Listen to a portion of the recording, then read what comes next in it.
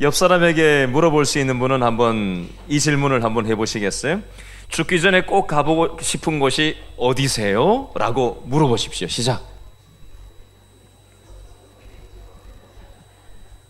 여행 얘기하니까 기분이 막 설레죠. 어디론가 떠나야 될 것 같고, 그죠? 네. 제가 지난주에 이어서 여러분에게 퀴즈를 하나 내겠습니다. 이곳은 어디일까요? 이곳은 죽기 전에 꼭 가봐야 할 항구 도시로 세계적으로 손꼽히는 곳입니다. 전 세계인들이 사랑하는 요리인 피자와 파스타가 탄생한 곳입니다. 세계 3대 미항 중에 하나라고 합니다. 힌트를 드리면 첫 번째는 호주 시드니, 두 번째는 브라질 리우데자네이루, 세 번째가 이곳입니다. 이곳은 어디일까요? 이자로 시작합니다. 이탈리아 나폴리 항구입니다. 오늘 우리가 읽은 성경의 배경은 바로 이탈리아 나폴리 항구를 거쳐서 로마로 여행하는 바울의 여행 일정을 기록하고 있습니다. 바울의 지금 나이는 우리나라 나이로 말하면 70세가 넘었고요. 질병도 있었습니다. 바울은 죽기 전에 꼭 이탈리아 나폴리 항구를 여행해보고 싶어서 이곳까지 갔을까요? 왜 바울은 로마로 가려고 했던 것일까요? 오늘 말씀을 통해서 그 이유를 확인해 보도록 하겠습니다. 지난주 본문이었던 사도행전 28장 1절에서 10절 말씀을 한 문장으로 요약해 드리겠습니다. 28장 1절에 보면 폭풍 속에서 표류하던 바울 일행이 멜리데 섬, 요즘으로 치면 몰타 공화국에서 배에 타고 있던 276명 전원이 구조되어서 3개월을 지내는 장면을 우리는 지난주 말씀 28장 1절부터 10절 말씀을 통해서 살펴보았습니다. 그리고 오늘 말씀으로 연결이 되는데요. 자, 이 그림을 가지고 오늘 본문 11절 말씀 다 같이 한 번 더 읽어보겠습니다. 시작. 석 달 후에 우리가 그 섬에서 겨울을 난 알렉산드리아 배를 타고 떠나니 그 배의 머리 장식은 뭐라고 돼 있어요? 디오스 구로라. 아멘. 겨울이라서 배가 출항하는 것이 금지되었었습니다. 그래서 멜리데 섬에서 3개월간 겨울을 지내고 11월, 12월, 1월, 2월 초순까지 겨울을 지내고 2월 중순경에 이곳에서 겨울을 지내던 이집트에서 출항한 알렉산드리아호에 곡물, 밀과 보리를 싣고 로마로 가다가 멜리데 섬에서 정박하고 있던 배를 타고 로마로 이제 가게 되는 장면이 나오는 겁니다. 그런데 이 배의 머리 장식에는 디오스 구로라고 하는 배 이름이 기록되어져 있고 또 장식, 신상 2개가 달려 있었습니다. 그 당시 로마 시대는 그리스 신화의 영향을 많이 받았었는데요. 유명한 고전 책인 단테의 신곡이라는 책에도 보면 그리스 신화를 배경으로 하고 있습니다. 방금 읽은 이 11절 말씀에 나오는 디오스 구로라는 것은 무슨 뜻이냐면요, 그리스 신화에 나오는 제우스 신의 쌍둥이 아들 이름을 합쳐놓은 것이 디오스 구로입니다. 조금 더 보충 설명을 하면 제우스 신이 달의 신인 레다에게서 낳은 아들 이름이 캐스터인데요, 제우스는 이 캐스터 아들에게 바다를 맡겨서 바다를 항해하는 뱃사공들을 잘 보호하도록 했다고 합니다. 제우스 씨는 인간 중에 예쁜 여자에게서 아들을 또 하나 낳았는데 이름이 폴룩스인데요, 제우스는 이 아들에게 장사하는 사람들이 장사가 잘 되도록 하는 권한을 맡겼다고 합니다. 캐스터와 폴룩스 이 둘의 이름을 합친 이름이 바로 오늘 본문의 디오스 구로가 되겠습니다. 이 배에 탄 사람들은 이집트 알렉산드리아에서 밀과 보리, 곡물을 잔뜩 실어서 폭풍이 치는 바다를 안전하게 건너서 로마에 가 장사를 해서 부자를 되는 것이 목적이었습니다. 그래서 이 배의 이름을 항해를 잘하게 해주십시오, 이거 팔아가지고 돈을 많이 벌게 해주십시오 라는 염원을 담아서 디오스 구로라고 이름을 붙였고 이 두 신상을 배에다가 장식으로 붙여 놓았었습니다. 이것을 통해서 그 당시 사람들이 얼마나 그리스 신화의 영향을 많이 받았는지를 우리는 알 수 있습니다. 오늘 11절 말씀을 가만히 보면 이런 사람들만 배에 탄 것이 아니라 11절에 보니까 석 달 후에 누가 탔다고 되어 있죠? 우리가 그 섬에서 겨울을 난 알렉산드라 배를 탔다라고 되어 있는데, 이 우리라는 것은 누굴까요? 장사하는 사람들만이 아니라 바울과 이 사도행전을 쓴 누가, 믿음의 사람들도 함께 이 배에 탔다라는 것을 지칭을 하고 있습니다. 여러분, 배에 함께 탔던 276명은 폭풍우를 만나가지고 배가 표류를 하게 되고요, 배에 있는 기구를 다 뜯어가지고 무게를 줄이기 위해서 다 내다가 버려야 될 만큼 굉장히 절망적인 상황 가운데 있었습니다. 곡물을 팔아먹으려고 잔뜩 실어서 가고 있었는데 배가 가라앉게 생겼는데 지금 돈이 문제예요. 곡물 밀과 보리도 다 내던져버리고, 이거 그래도 살똥말똥, 별도 보이지 않고 달도 보이지 않고 전혀 칠흑같이 낮인데도 밤인지도 도대체가 방향을 잡을 수가 없고, 물은 막 배에 막 치고 들어오죠.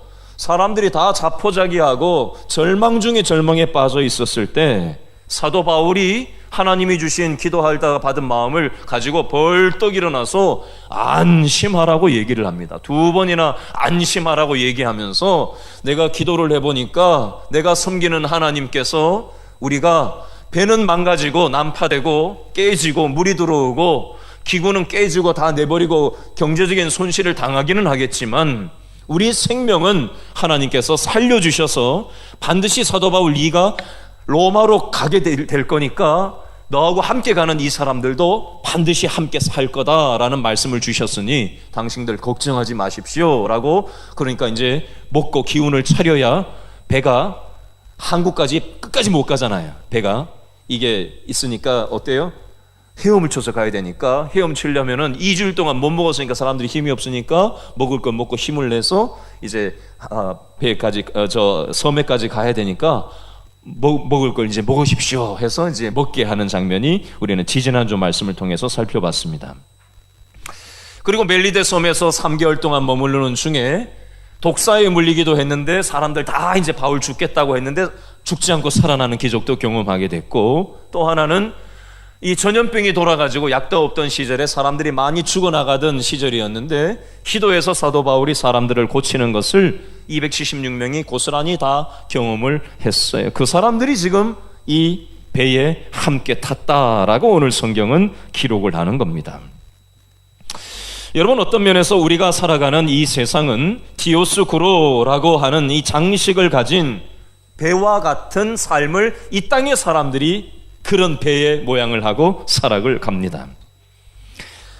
이 세상에서 장사를 잘하고 싶고 또 수많은 이런저런 어려움 속에서 우리는 안전하게 우리의 삶을 살아가고 싶은 염원을 담아서 그런 소원을 가지고 우리는 이 땅을 살아가지 않습니까?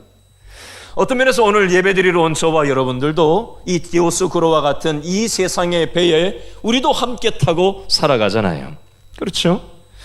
그리스 신화의 영향을 받았던 이 시절 사람들처럼 우리도 이 세상의 영향을 받으면서 이 세상이라는 배에 믿지 않는 사람들과 한 배를 타고 우리는 살아갑니다. 예를 들어 보겠습니다. 어제 어떤 분하고 우리 성도님 한 분하고 대화를 나누는데 저한테 이런 얘기를 하세요. 본인이 아는 어린이집에 생후 2개월 된 새 쌍둥이를, 삼둥이라고 그러죠. 3명의 아이를 동시에 낳은 집이 있는데 이 아이들을 태어나자마자 2개월 만에 영아 어린이집에 보냈다는 거예요. 아침 9시 반부터 밤 10시까지. 그래서 요즘 아이들 양육하기도 힘들고 먹고 살기 힘드니까 돈이 필요해서 그랬나 보다 하고, 일하는 분이냐 그 엄마가 라고 제가 질문을 했더니 그 엄마가 일을 안 하는 엄마래요. 집에서 뭐 하는데 그 아이들을 아침 9시 반부터 세상에 생후 2개월 된 아이들을 그렇게 하루 종일 그렇게 밤늦게까지 아침부터 맡기냐 그랬더니 집에서 재테크를 한대. 근데 이 아이들이 엄마 아빠를 함께 할 시간이 도대체가 없으니까 엄마를 엄마라고 아빠를 아빠라고 알아보고 제대로 부르지를 못한다는 거예요. 선생님은 알아보고 선생님 얘기를 하는데 엄마를 엄마라고 아빠를 아빠라고 얘기하지 못할 만큼 관계 형성이 되어 있지 않다라는 얘기를 하시더라고요. 제가 얼마 전에 커피숍에서 커피를 한 잔 시켜놓고 커피가 나오기까지 잠깐 서서 기다리는데 그 옆에 앉은 한 40대 한 전후쯤 된 젊은 엄마들 3명이 앉아가지고 자기들끼리 하는 얘기가 뭐 들으려고 들은 건 아닌데 그냥 쑥 귀에 들어왔어요. 뭐라 그런지 아세요? 요즘 애들 책은 뭘 봐야 되고 어디 학원을 보내야 되고 뭐 이런 거 있잖아요. 중학교는 어디가 좋고 고등학교는 어디가 좋고 무슨 책을 공부를 시켜야 되고 애들 어떻게든지 공부시켜가지고 좋은 대학 보내고 성공시키려고 엄마들 셋이 앉아가지고 그 얘기를 주고받고 있는, 정보를 공유하고 있는 그 젊은 엄마들 얘기를 제가 들었어요. 요즘 우리가 모여서 하는 얘기가 무엇입니까? 어떻게 하면 분양받을까? 어떻게 하면 재테크할까? 어떻게 하면 건강하게 살까? 혹시 이런저런 세상적인, 물론 이 얘기를 안 할 수는 없죠. 그러나 혹시 우리의 근본 관심사가 혹시 세상으로부터 영향을 받고 어떻게든지 세상에서 더 잘 먹고 잘 사는 것에만 목을 매는 것에 우리 예수 믿는 사람들까지도 혹시 영향을 받고 살아가고 있지는 않는가? 한번 생각을 해보면 좋겠어요. 오늘 11절 말씀에 디오스쿠로라는 이 표현 바로 앞에 어떤 표현이 수식어가 되어 있죠? 배의 머리 무엇은요? 장식은 디오스쿠로라.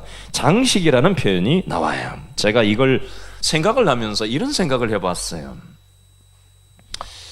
식당에 가면은 어떤 게 붙어 있죠? 제가 지난주에도 어떤 식당을 갔는데 식당 딱 들어가서 밥을 먹으려고 딱 쳐다봤더니 벽에 뭐가 걸려 있냐면은 종애집이 복을 받게 해주십시오. 그분이 교회를 다니나 봐요. 그래서 그 액자에 장사가 잘 되고 복 받게 해달라는 그런 취지의 그런 성경 구절이 딱 있었어요. 또 어떤 분은 십자가 목걸이를 목에 걸고 다니기도 하고요. 어떤 분은 차에다가 십자가를 걸어놓기도 하는 분도 있습니다.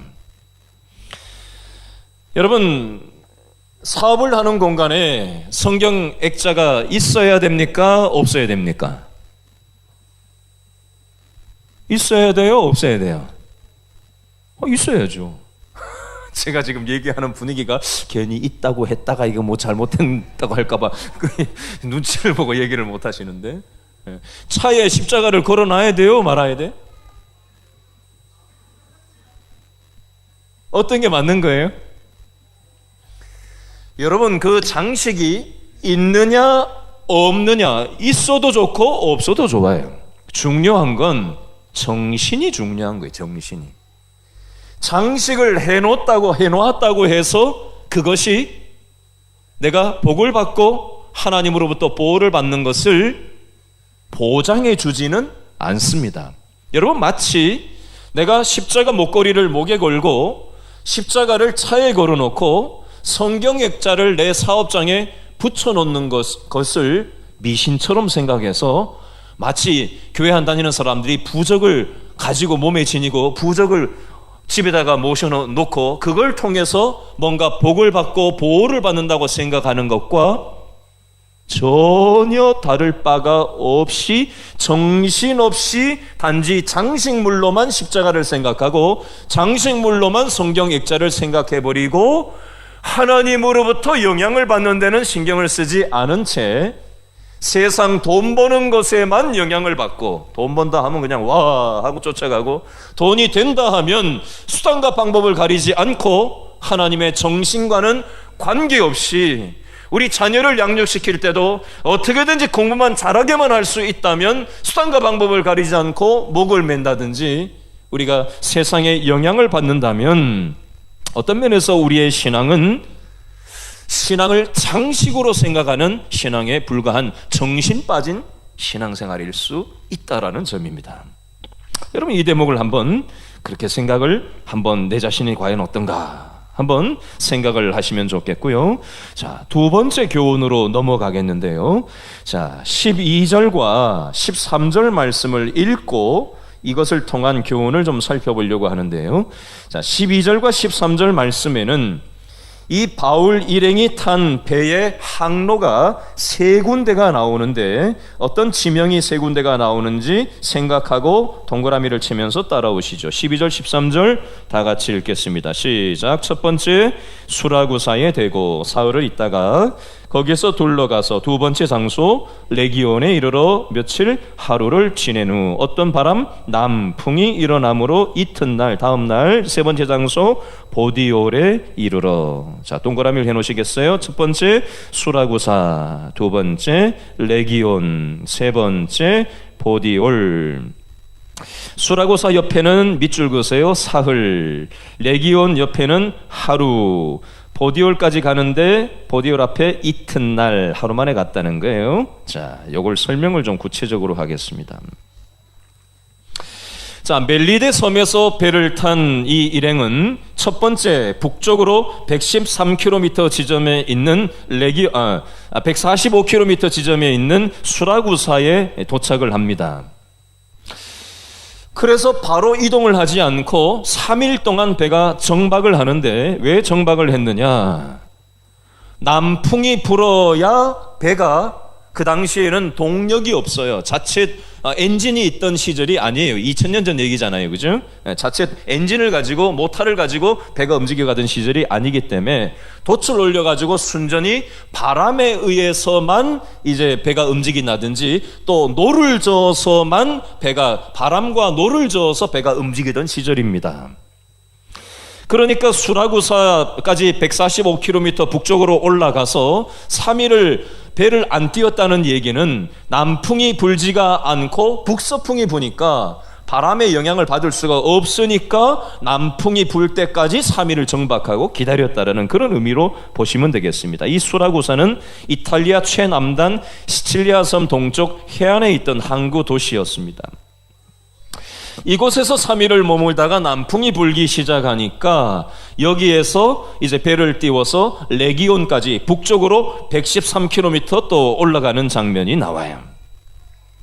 거기에서 하루 동안 정박하다 보니까 또 남풍이 불어서 거기서 레기온에서 보디올까지 거리가 370km 정도 되는데요. 이 상당히 먼 거리를 하루 만에 도착하는 장면이 나옵니다. 왜요? 남풍이 불어가지고 배가 빨리 갈 수 있도록 도와주었기 때문에 그렇습니다. 사람이 노를 저어서 하루 만에 370km를 간다라는 것은 불가능한 상황입니다.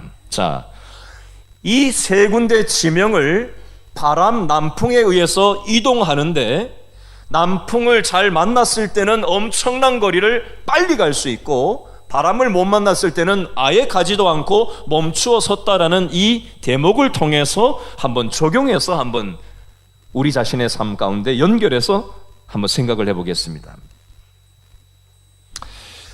여러분, 우리는 어린아이 쪽이 있고, 그렇죠? 또 청년 시절이 있고, 또 중년기도 거치고 노년을 보냅니다. 인생의 나이로 봐서도 인생의 어떤 여정이 있고, 우리 자녀들을 낳아서 키우고 돌보고 학교를 보내고 시집장가를 보내고 시집장가 보내도 또 애프터 서비스를 요즘은 또 해줘야 돼. 손주들도 봐줘야 되고 이놈들 자리 잡을 때까지 돈도 대줘야 되고 우리 노년 세대들이 내 노후를 준비해야 되는데 자손들이 자리를 못 잡아서 힘들어하는 분이 참 많은 것 같아요. 인생의 여정과 여정 사이로 지나가는 동안 어떤 부분은 내 힘으로 되는 게 있어요. 그죠? 근데 어떤 거는 내 힘으로 안 되는 게 있어요. 어릴 때는 내 품에 있는 자녀니까, 그죠? 지금도 여기 보면 아기를 품에 안고 있는 젊은 엄마들이 있어요. 요렇게. 그죠? 근데 요놈이 이제 기어다니고 막 뛰어다니면은 그놈 붙잡고 있지 못하잖아요. 그러면 지가 이제 뛰어다니고 내가 할 거야, 내가 할 거야. 막 지가 자아가 생겨서 지가 막 하려고 하고, 그렇죠? 근데 그놈도 뭐 내 목소리로 막 소리를 질러가지고 그냥 우격다짐으로 어떻게 양육을 하고 초등학교, 중학교, 고등학교, 뭐 대학교까지도 뭐 어떻게 부모 손아귀 쥐고 이렇게 흔드는 부모들도 요즘 좀 있던데, 직장까지도 가서 헬리콥터 맘이라고 해가지고 직장까지 직장 상사한테 전화해가지고 막 이렇게 막 어떻게 해보려고 하는 부모들도 요즘 있더라고요. 예, 잘못된 방식이죠. 근데 그 이유는 어떻게 할 거예요? 영원히 부모가 자녀를 책임질 수는 없잖아요. 내 힘, 내 양육 방식에 미치지 않는 그 너머의 영역은 어떻게 할 거냐고. 내가 어떻게 다 자녀의 삶을 책임질 거냐고요. 여러분, 돈으로 되는 게 있고 돈으로 안 되는 게 있어요. 보잘것없는 나의 최선으로 할 수 없는 게 살면 살수록, 문제를 만나면 만날수록, 인생의 어려움을 겪다 보면 야, 참 사람이 별로 할 게 없구나. 병원에 가보면 왜 그렇게 아픈 사람이 많은지, 제가 지난주에 아산병원도 가보고 삼성의료원도 가봤는데 왜 그렇게 아픈 사람이 많은지 줄을 섰어요. 거기 들어가지도 못해. 돈으로, 인력으로, 인간의 보잘것없는 최선으로 할 수 있는 게 별로 없어요. 사업이 잘 되고 장사가 잘 되는 거 영원히 보장되지 않습니다. 때로 고비가 올 때가 있어요. 아이들 키울 때도, 이 교회도 부흥하고 잘 될 때도 있지만 교회도 어려움이 올 때도 있어요. 그렇기 때문에 우리는 모든 영역에서, 오늘 배가 가는 지역마다 남풍을 기다렸다가 남풍을 만나서 바람을 받아가지고 이렇게 쉽사리 움직였던 이치처럼, 우리도 이 땅에 한계가 많고 문제가 많은 세상 속을 보잘것없는 나의 최선으로 살아가는 것이 아니라, 어떤 바람을 만나야 돼요? 우리가 하나님 의지하고 기도하면 하나님이 어떤 바람을 불어주실까요? 은혜의 바람을 부어주시는 줄로 믿습니다. 축복의 바람을 불어주시는 줄로 믿으시기 바랍니다. 축복은 내가 하는 게 아니에요. 사람이 하는 게 아니에요. 내 노력과 돈으로 하는 게 아니에요. 지나놓고 보면, 아, 이게 하나님의 축복이었구나. 이게 하나님의 은혜로 살아가는 방식이구나. 여러분, 하나님의 은혜를 구하시고 하나님의 은혜의 남풍을 사모하시는 우리 모든 길신교회 성도들 될 수 있기를 바랍니다. 특별히 우리 젊은 부부들한테 말씀을 드립니다. 권면합니다. 아이들을 양육할 때 내 생각, 내 기준, 내 스타일로 아이들을 양육하지 말고 기도로, 눈물로 자녀들을 키울 수 있는 우리 젊은 부부들 될 수 있기를 부탁드립니다. 아멘.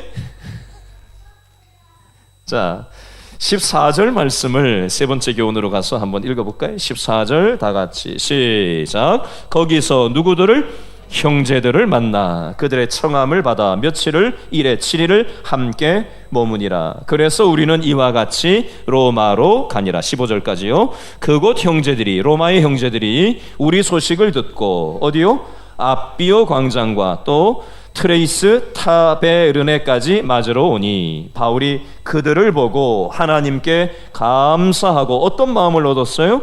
담대한 마음을 얻으니라. 아멘. 여러분, 바울은 현재 어디로 가고 있어요? 로마로 가고 있어요. 바울은 로마로 가본 적이 있었을까요? 없었어요. 질문합니다. 처음 학교에 아이를 보낼 때 얼마나 불안합니까? 그렇죠? 결혼을 자녀들 시킬 때 얼마나 불안해요. 이거 잘 하는 거 맞나? 이사를 갈 때 얼마나 우리는 신중합니까? 첫 직장을 잡았을 때 얼마나 조심스럽고 예민해요. 그렇죠? 무언가 낯선 어떤 환경, 낯선 만남, 새로운 것을 할 때마다 우리는 불안감이라는 게 있습니다. 그렇죠? 사도 바울도 지금 로마로 처음 가는 거예요. 믿음을 가지고 하나님과 함께 가긴 하지만, 사도 바울도 성경에 표현되어 있지는 않지만 사도 바울도 인간의 탈을 쓰고 살아가는 사람인데 왜 감정이 없고 걱정이 없었겠어요? 사도 바울도 불안감이 저는 있었을 거라고 생각합니다. 불안한 마음이 없으면 인간이 아니죠. 성경에는 그 표현을 다 하지 않아요. 그러나 사도 바울도 저는 인간이라고 생각해요. 아프기도 하고요, 걱정도 있고요, 지치기도 하고요. 사도 바울도 인간인데요. 왜 그런 게 없겠어요? 로마에 처음 가요. 지금 하나님 믿고 나가지고 가는 데마다 어려웠거든요. 로마에 가기는 가는데, 믿음으로 가기는 가는데, 하나님이 기도 응답을 주셔서 가기는 가는데, 지금 쇠고랑 차고 호송돼서 가고 있거든요. 그리고 로마에 가면 자기를 반긴다라는 보장이 돼 있는 게 아니에요. 사도 바울 입장에서도 걱정되고 불안한 그런 마음이 왜 없었겠냐는 거예요. 근데 그런 사도 바울에게 하나님께서 세 부류의 사람들을 붙이시는 장면이 방금 읽은 14절과 15절 말씀에 나와요.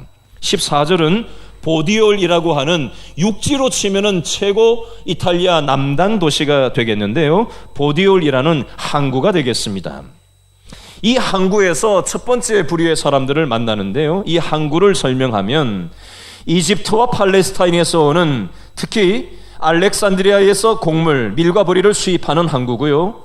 당시에 로마에서 세 번째로 큰 원형 경기장이 이곳에 있었는데 6만 5천 명이 이곳에 동시 입장 가능한 2000년 전에 원형 경기장이 여기에 있었다고 하니 이게 얼마나 국제적인 도시였겠냐고요. 상당히 많은 규모의 유대인들이 이곳에서 보디올에 살고 있었습니다. 이 보디올로부터 북쪽에 있는 로마까지는 209km 도보로 한 5일 정도를 최소 걸어야 되는 거리에 떨어져 있었던 곳이 바로 이 보디올이었는데요.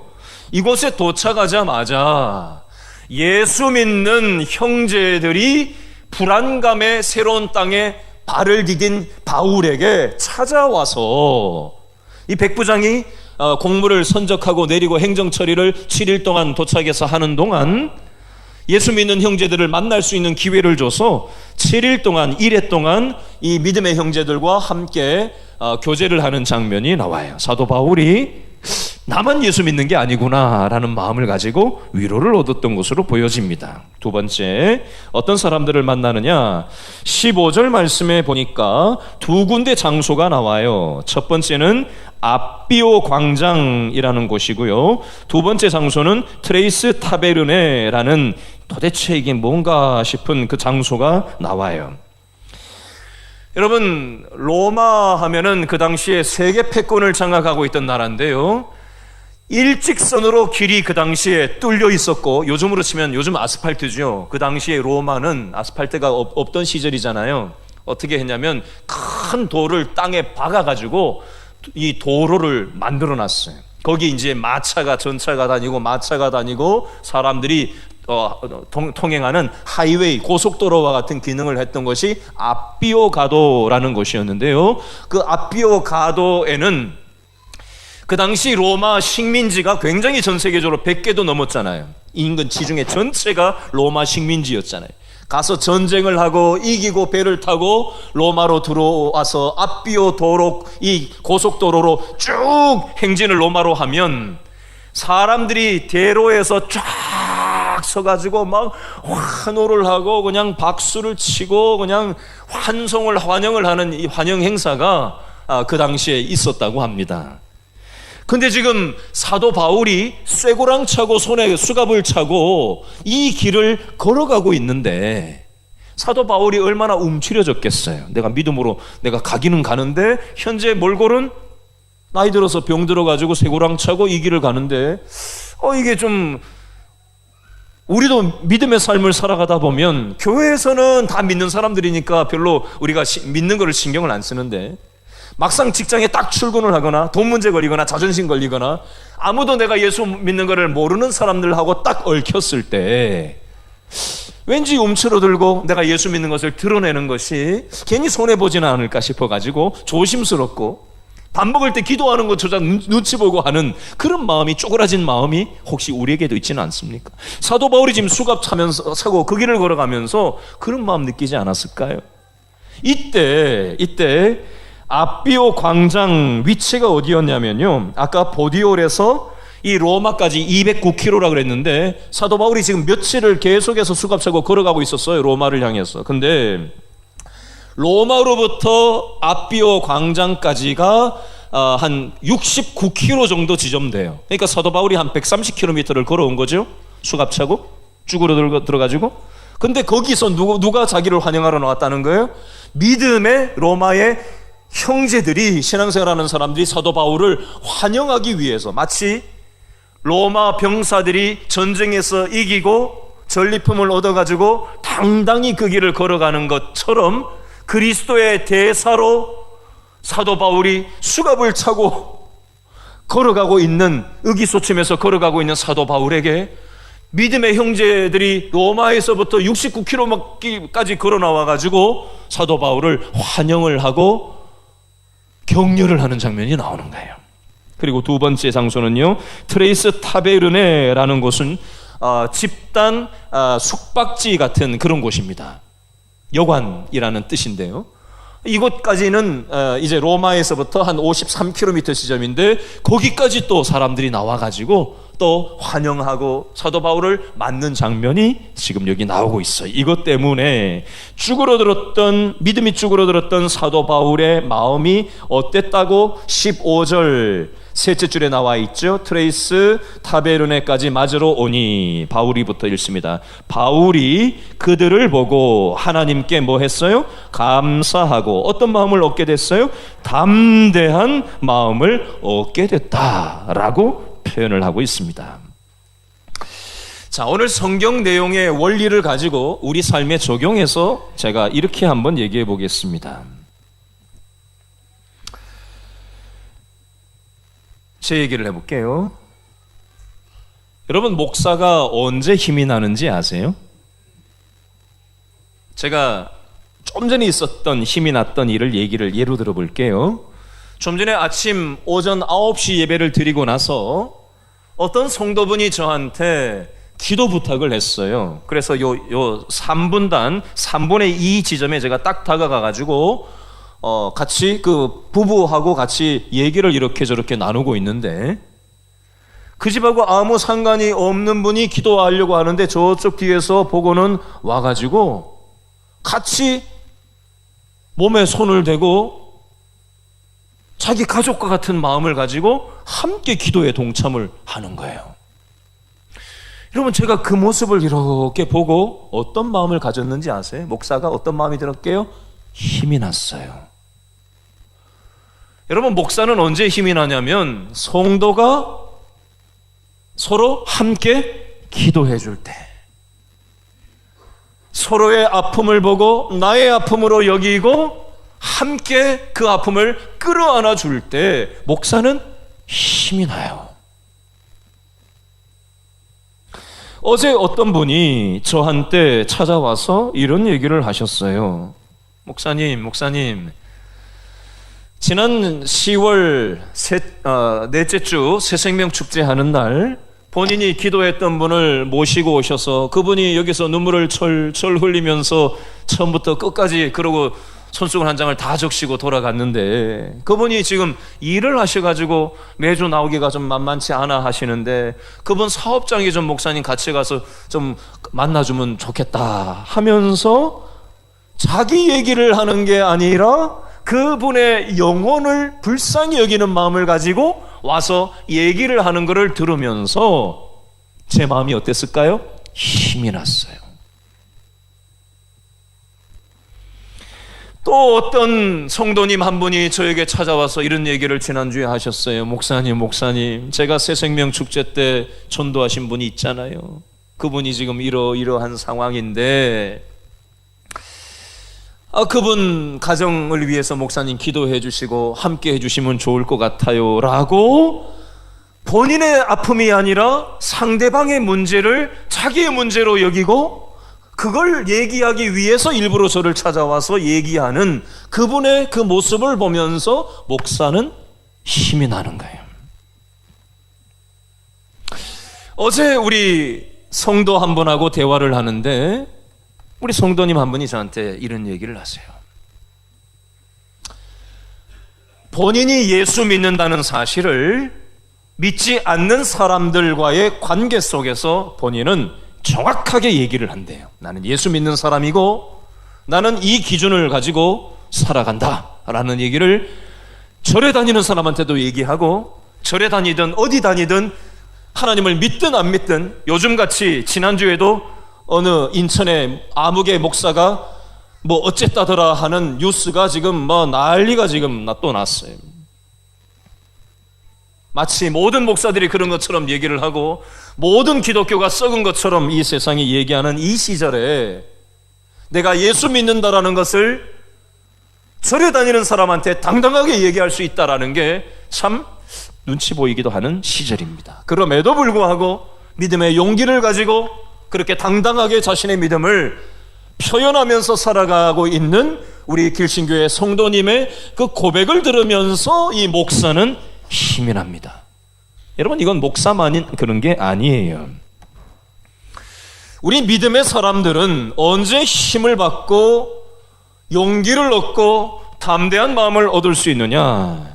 오늘 사도행전 28장 15절 말씀에 사도 바울도 언제 힘을 얻었다고 돼 있죠?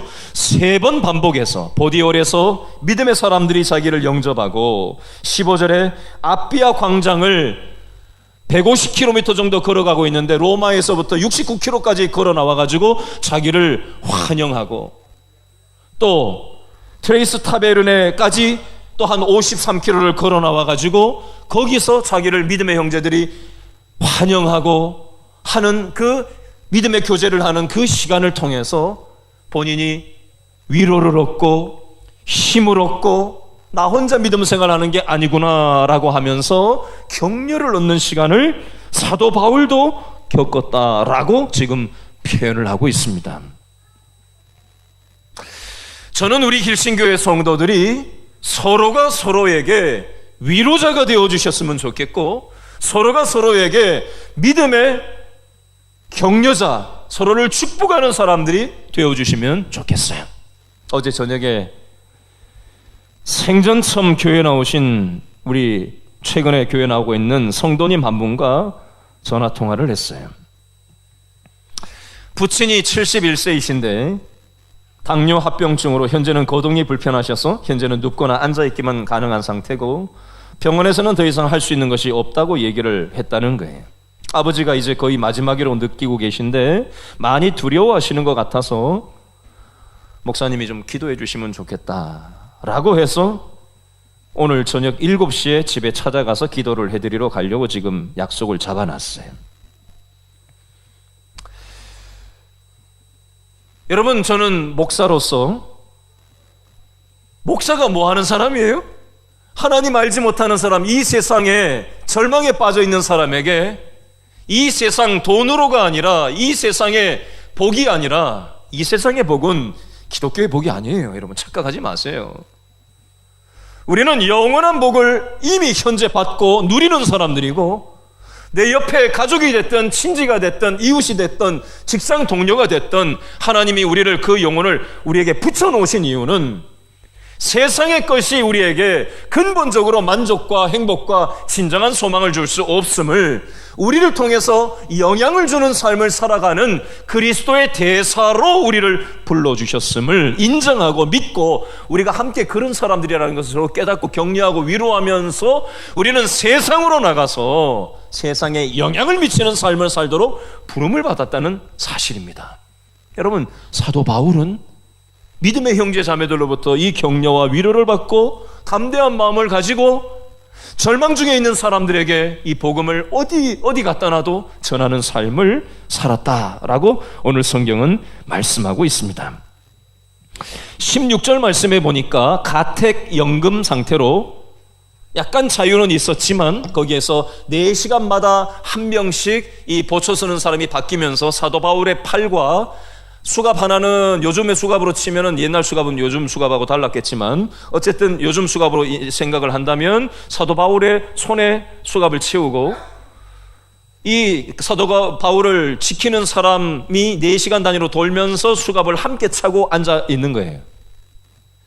그렇게 지내는 중에 가택연금 상태에서 그렇게 수감된 상태로 지내면 장면이 16절 말씀이고요. 17절부터 20절까지는 사도 바울이 3일 뒤에 유대인들 중에 앞장서는 지도자급 되는 사람들을 자기 현재 여기 있는 곳으로 오라고 해서 자기가 왜 수갑을 차고 이 로마로 와야만 했는지 그 이유에 대해서 이 사람들한테 얘기하는 장면이 나오는데 뭐 여러 얘기를 쓰고 있는데 20절 말씀 둘째 줄 셋째 줄에 보니까 이스라엘의 소망 때문에 내가 수갑을 차고 이곳에 로마에 온 거다라고 자기 신앙 간증을 하고 있는 장면이 나와요. 여러분,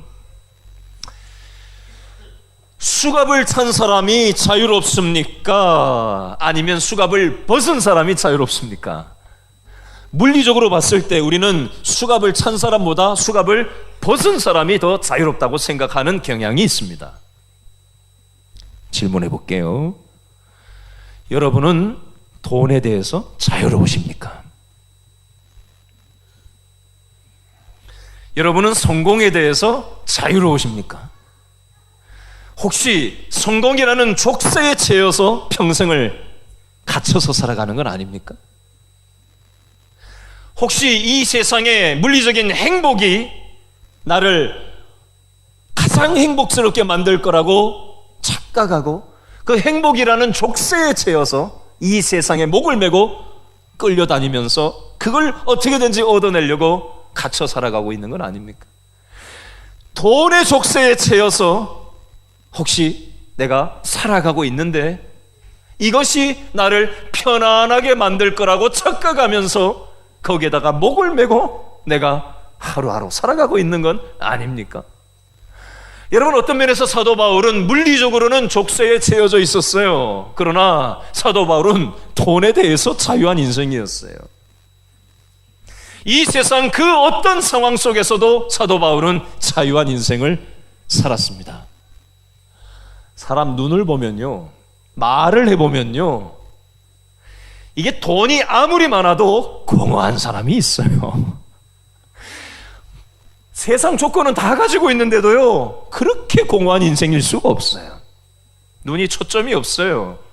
겉으로는 아주 말쑥하게 차려입었는데 아주 정신이 공허한 사람들이 많아요.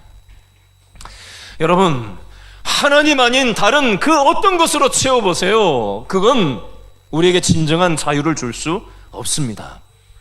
여러분, 우리는 이런 자유를 얻었음에도 불구하고 이런 자유를 주신 십자가를 고작 장식물처럼 차에 달아놓고, 장식물처럼 집에 모셔놓고, 장식물처럼 성경 구절을 올려놓고 그것을 부적 삼아서 그저 이 세상에 보잘것없는 안전과 행복을 이 세상에서만 누리기 위해서 우리가 족쇄찬 믿음을 살아가고 있지 않는가?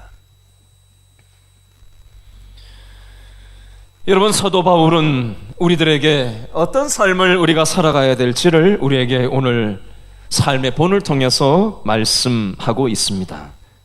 여러분, 오늘 말씀을 가만히 돌아보시면서 과연 나는 어디에 족쇄가 채워져 있는가 생각해 보셨으면 좋겠고요. 누구도 빼앗아갈 수 없는 이 생명과 자유와 행복을 내 주위에 있는 사람들에게 영향 주고 나누어 주면서 살아갈 때 내 영혼은 더 춤추고 생명력 넘치게 되어 있습니다. 그리스도인이 그리스도인답게 살아가기 시작할 때 내 영혼은 점점 더 생명력 넘치는 생각과 마음의 상태와 나의 일상의 삶이 되고야 말 것입니다. 그러나 예수 믿는 사람들이 그저 하나님을, 십자가를 장식으로 여기고 그것을 통해서 이 세상에서 현세적인 축복 따위나 누리려고 그것에 우선순위를 두고 살아가면요, 제대로 된 정신을 가진 신앙생활을 할 수 없습니다. 제대로 된 감정상태, 믿음의 감정상태일 수 없습니다. 하나님은 오늘 말씀을 통해서 우리를 자유케 하기를 원하세요. 우리를 족쇄에서 벗어나게 해주기를 원하세요. 이 말씀을 붙잡고 다 같이 기도하겠습니다.